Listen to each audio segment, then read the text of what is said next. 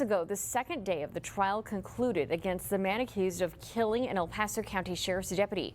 During today's proceedings, a fellow deputy who was at the scene when El Paso County Sheriff's Deputy Peter Herrera was shot several times, he took the stand today in that capital murder trial against Facundo Chavez.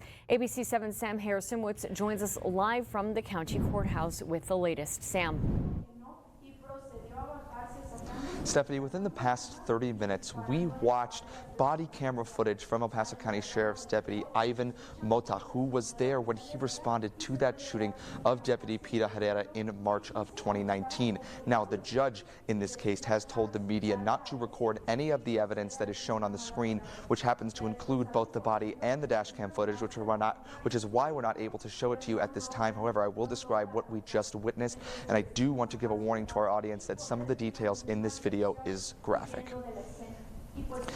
Now, we saw Deputy Mota's body camera footage when he went to that scene on March 22nd of 2019. And when he got there, the footage showed Deputy Herrera lying on the ground on the side of the road, his gray suit now very red due to blood stains, especially at his legs and at his head. Now, during his testimony, Deputy Mota says he called dispatch for a deputy down and for medical assistance to help Deputy Peter Herrera. Now, Mota says that he and a civilian that was at the scene helped move Deputy Herrera's body, which we did see in the video, behind a unit for safety because they were unsure at the time whether it was still an active shooter situation. We watched as Mota wrapped a bandage around Deputy Herrera's head as he was still wounded on the ground. Also, in that video, we saw Mota put a tourniquet on Herrera's right leg where he was severely wounded. Now, he saw a very large pool of blood in his leg area, especially near his artery, which is why he decided to issue that first aid with the tourniquet to his right leg in order to try and help save Herrera's life. Now, several minutes later in that video is when those paramedics arrived, which they then helped get the deputy onto the stretcher and take him away in an ambulance early in that morning. All of that playing out in real time from that body camera footage in about 10 to 15 minutes.